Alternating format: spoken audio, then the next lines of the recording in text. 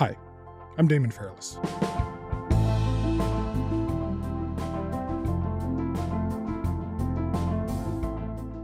It's a new year, and in the U.S., it's another election year.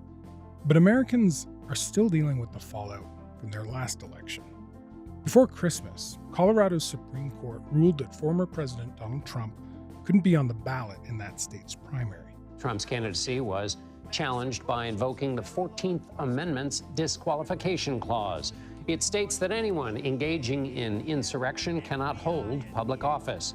That, of course. On Friday, Maine's Secretary of State came to the same conclusion. Both of those decisions are on hold for the time being, but the U.S. Supreme Court is expected to weigh in. On a different legal front, Trump's also facing 4 criminal indictments, which could seriously affect his campaign and his ability to run, even though he's by far the leading Republican candidate right now.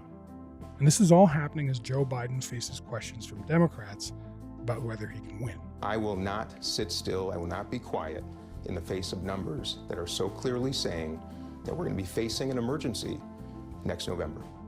So, a lot can happen between now and November. And to talk about what some of that might look like, I'm joined by Cameron Joseph. Cameron's a freelance reporter, and he writes for The Guardian.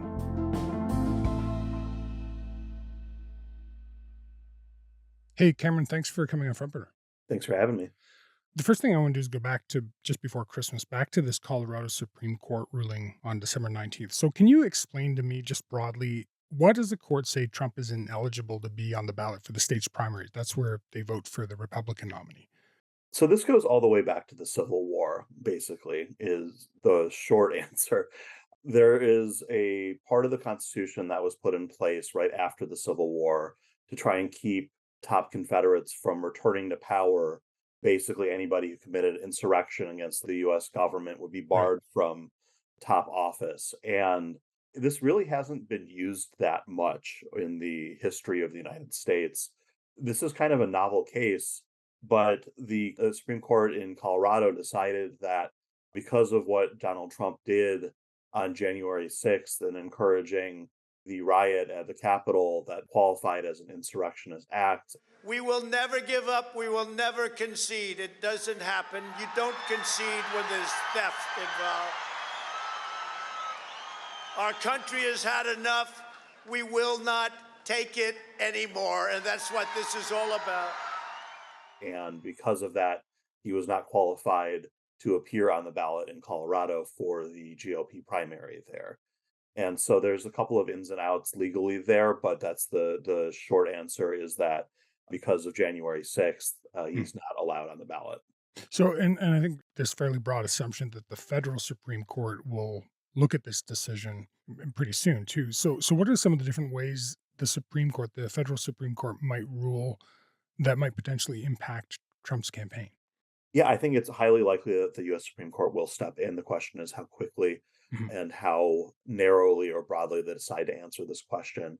But I think it's likely that they'll act sooner rather than later, given the grave import of this question and the fact that the longer they wait, the thornier and more difficult and more complicated this issue becomes, just in terms of the real-time execution of elections. Because it's not just Colorado. There's multiple states that are looking at this. We saw in recent days, the Maine Secretary of State also ruled based on the reasoning in Colorado that Donald Trump can't appear on the primary ballot there. We've seen multiple other states, including some major swing states like Michigan, rule that Donald Trump can appear on the ballot in the primary, but kind of didn't answer the question about the general election. And we have more than another dozen other states that haven't ruled on this yet, including some crucial swing states. And so this is really a huge deal, especially given that the Republican primaries are basically here. We're just a couple of weeks away from the Iowa caucuses. It's kind of important for voters to be able to know whether the guy that is leading polls and is looking like a almost slam dunk to be the GOP nominee is actually going to be able to appear on the ballot in all these states in the general election. So the Supreme Court is likely to move quickly. I think that it's likelier than not that they overrule the Colorado Supreme Court. The question is how broad they go with this, whether they rule narrowly that because this is a state primary, that they could rule that the GOP has the right to pick their own nominee and stay silent on the broader question, of whether Trump committed insurrection and can be banned from the ballot, or they could rule more broadly on that basic fundamental question, which is obviously a very loaded political question. They've been marred by wading into very charged political topics in the last few years since it became a conservative supermajority in the court. And so I think there might be some hesitancy to do that, but I think that this is a question that's just staring everybody in the face, and I don't know how they completely avoid it. Yeah, so I guess I'm curious if the Supreme Court overruled the Colorado ruling, how much does that affect Trump's campaign, do you think? I mean, I think it depends. This is one of those things that the more trouble we've seen Trump in legally, the more the GOP base has rallied to him politically. Mhm. Trump looked pretty vulnerable at the beginning of last year after a really poor showing by Republicans in the midterm elections, driven largely by the candidates he'd endorsed going down in flames in many states. But he has rallied, and we saw the GOP base really coalesce around him right around the time of the raid on Mar-a-Lago by the FBI over Right. classified documents, the first major legal action against him. And we've seen with every subsequent developments in these various cases against him, his poll numbers have gone up almost every time. Mhm. The question is how this plays out in the general election and how swing state voters who may have voted for him in 2016 and voted for Joe Biden in 2020 or sat out one election or the other look at this. Democrats are hopeful that this is bad for Donald Trump. I think we do not know that yet.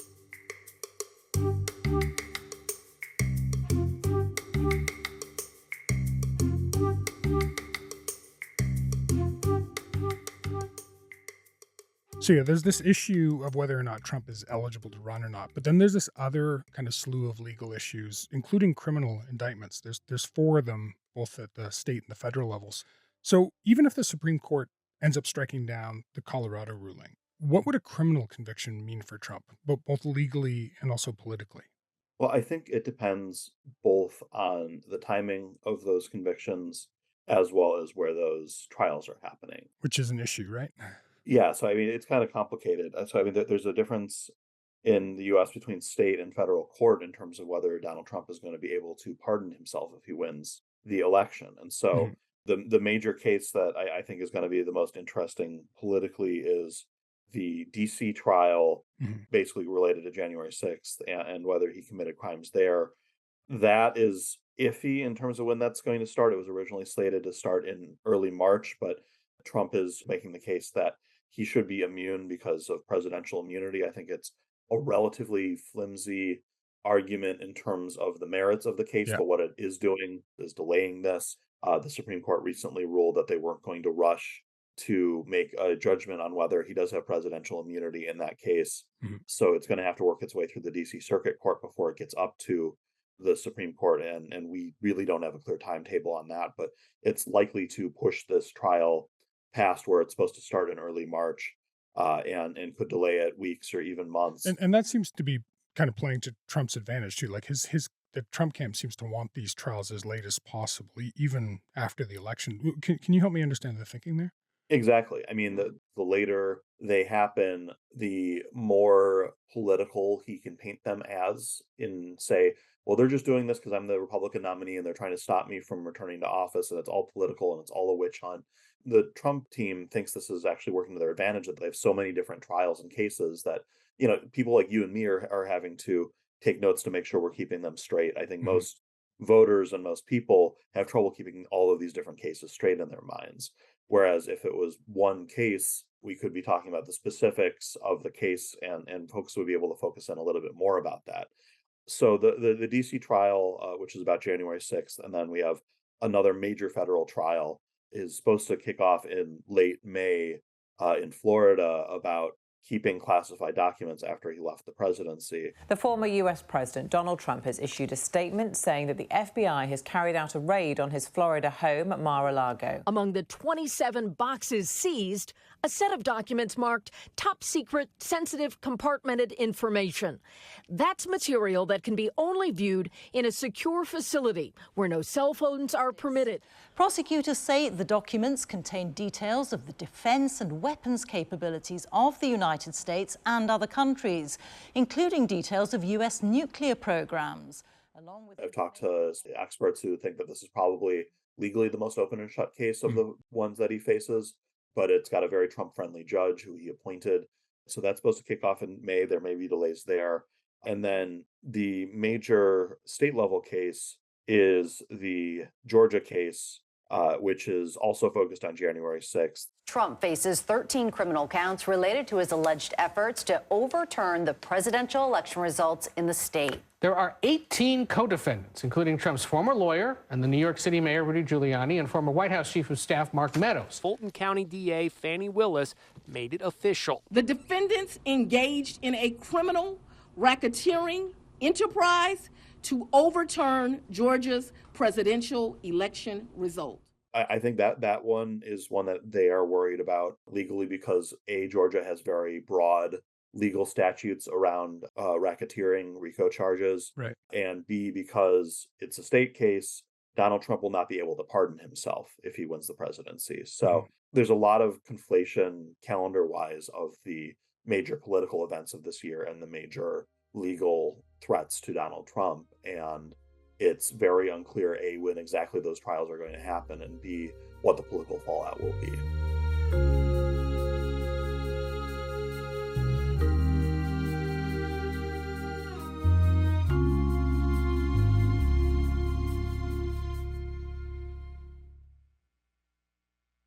You sort of mentioned this earlier, but I just want to come back to it. So Trump is way ahead in the pollings for the race to be the Republican nominee. Now, assuming he can run unimpeded in these primaries, can we expect other Republicans to try to claw their way back into the race? Is that even a possibility, do you think?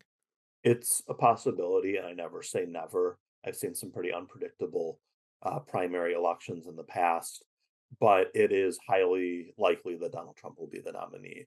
Right now, he is above 50% in the polls in Iowa, which is the first state that votes.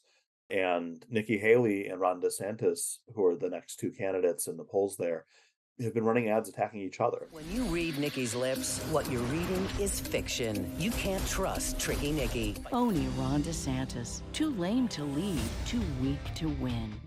They seem to be warring for second place and to try and emerge as the candidate against Trump.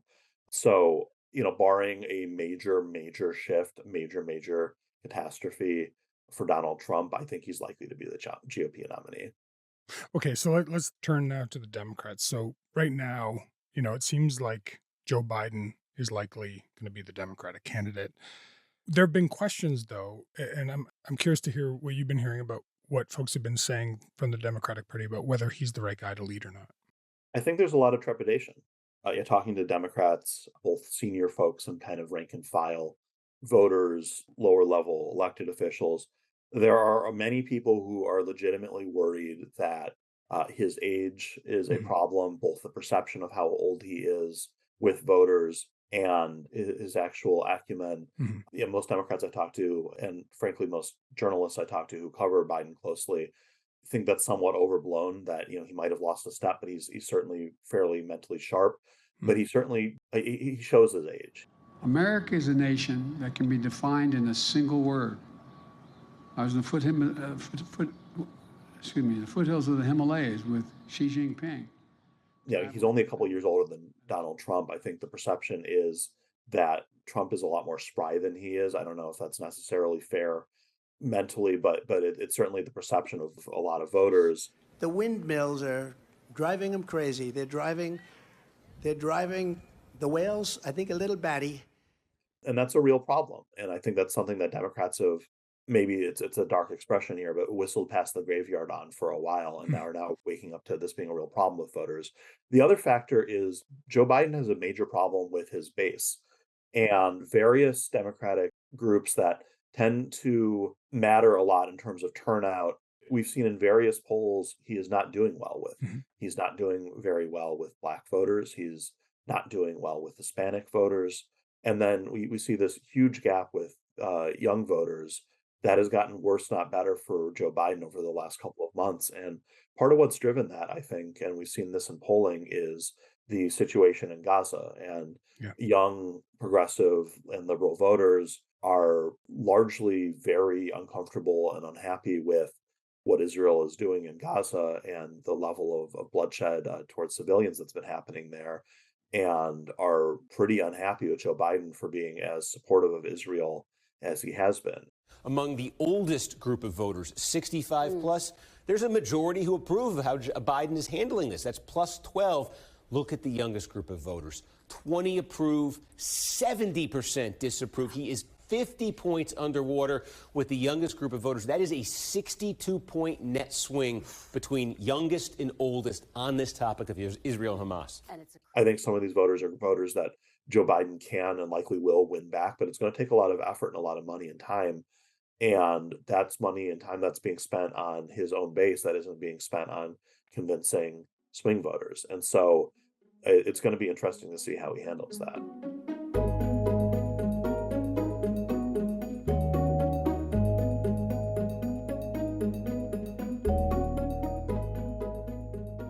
So from here, this far out, it looks like there's a very probable chance that we're looking at a Biden-Trump rematch. Biden obviously won the last showdown, but this time around, I guess I'm curious how factors like, the more formidable third-party candidates might change the voting calculus here.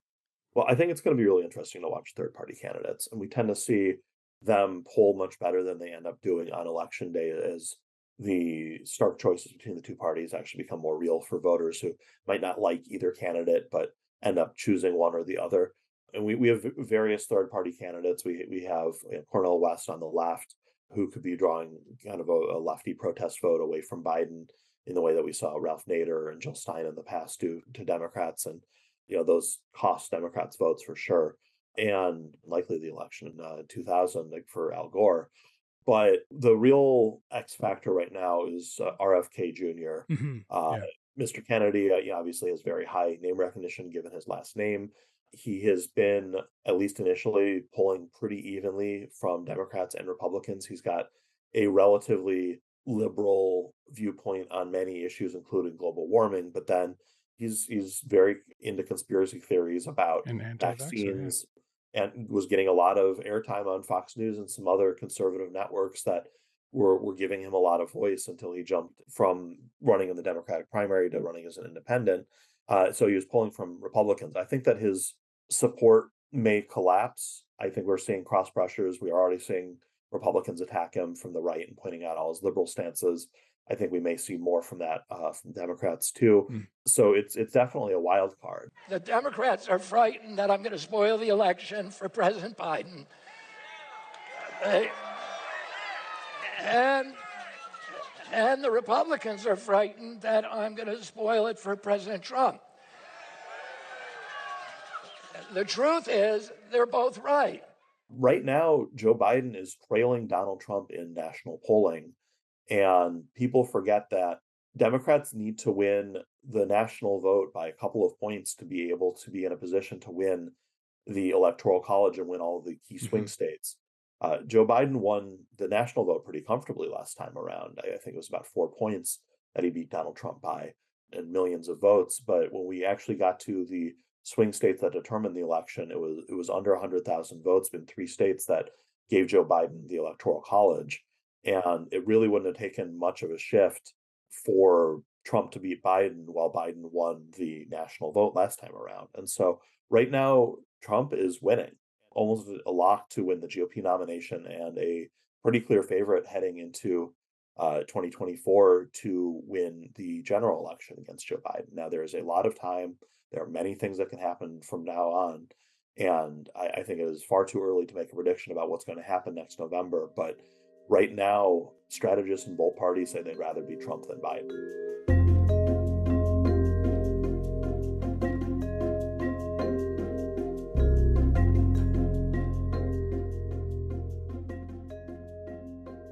So I want to go back to what we started with at the top of this conversation, talking about some of the decisions, that aren't in Trump's favor, the Colorado decision, Maine, whatever the Supreme Court comes back with.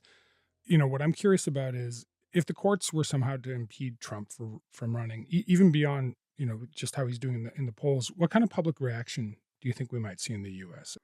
Well, I think it remains to be seen. We've seen some but not a ton of polling on this. We've seen some public polling that shows that if Trump is convicted of a felony, that does hurt him with voters, and we see the numbers improve for Joe Biden against Trump in the general election if Trump is convicted of a felony. So I think that it is likely to hurt him, but I think that is not a certainty. So, say Trump does get to run unimpeded, U.S. voters seem more polarized now than they were 4 years ago. What do you think the likelihood is that Americans, or enough Americans, are going to accept the election results, whatever they are?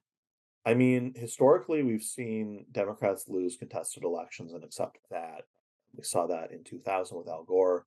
In 2016, it wasn't as much of a contested race in terms of the legality of it or major problems with the election itself. I think that it's highly unlikely if Donald Trump loses a close election that he accepts it. We saw his entire political career going back to the Iowa caucuses in 2015. He started talking about how the 2016 caucuses were being rigged against him and how he wouldn't accept the results. And we saw how he behaved after the 2020 election. Now, I think that the legal system is less vulnerable to a legal coup attempt than it was in 2020, partially because Trump isn't president, partially because we saw some changes to federal law around the Electoral Count Act that was pushed through on a bipartisan basis to kind of close some of the vague, the loopholes of the vague wording about how that should have worked. And the legal argument that Trump made on January 6th is no longer even borderline viable legally.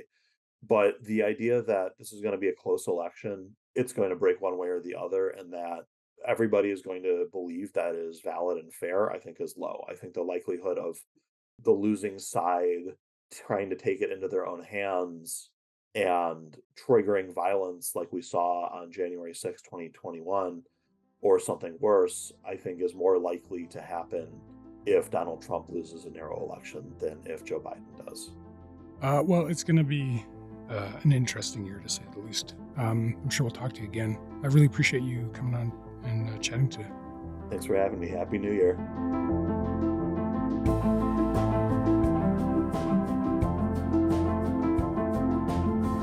All right, that's all for today. I'm Damon Fairless. Thanks for listening to Front Burner. I'll talk to you tomorrow.